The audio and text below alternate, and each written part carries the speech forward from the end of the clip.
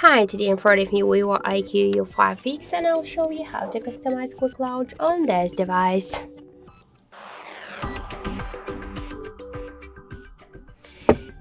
If you wanna use for example, the camera app, or just to turn on the torch, or another option by pressing hold to the down power button when your screen is off, you should first open the settings and then scroll down to the shortcuts and accessibility, then tap to quick action. Now we have selected here the open camera. For example, let's switch it here to turn on torch, or to open the Facebook, or open the app. So you could select here one from these available applications. For example, let's open the YouTube. Now just let's lock the device and press and hold down bottom button for a few seconds. And now we can see that the YouTube is activated. Let's for example switch YouTube, for example, to turn on torch.